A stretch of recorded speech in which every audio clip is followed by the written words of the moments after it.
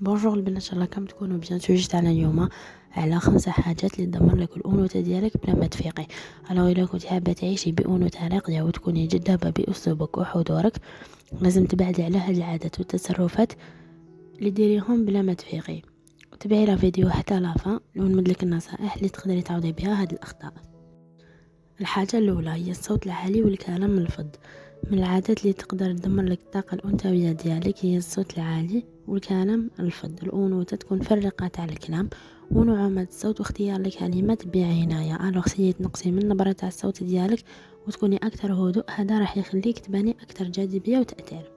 نروح للنقطة الثانية اللي هي الإهمال في العناية بالنفس. كنقول أنوثة ماشي معناتها اللبسة ومكياج فقط، بل هي عناية يومية بنفسك وبالبشرة ديالك والنظافة الشخصية تاعك وحتى الأسلوب تاعك في اللبسة.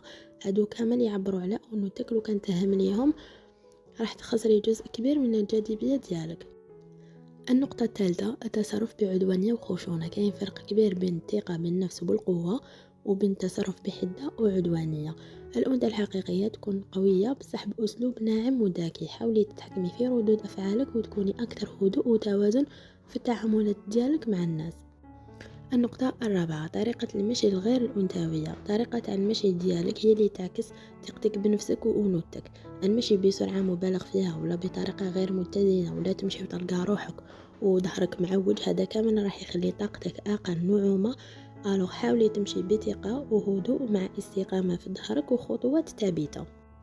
النقطة الخامسة والأخيرة هي نسيان الرقة والحنان في التعامل مع الناس. إذا كنت تتعاملي مع الناس بطريقة قاسية وببرود، هذا راح يخلي طاقتك أكثر قسوة وأقل جاذبية. عاملي الناس بلطف وأدب وكوني حنونة بصح وشنو بحدود. ما تكونيش جايحة وبهلولة وتحكي مع كامل الناس، وما تكونيش سهلة الاستغلال. التوازن هو السر.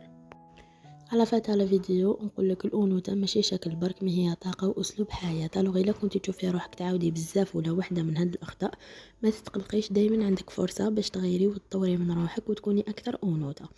ما تنساوش ديروا لي جيم وابوني في العشان. على البروشان فيديو. باي باي.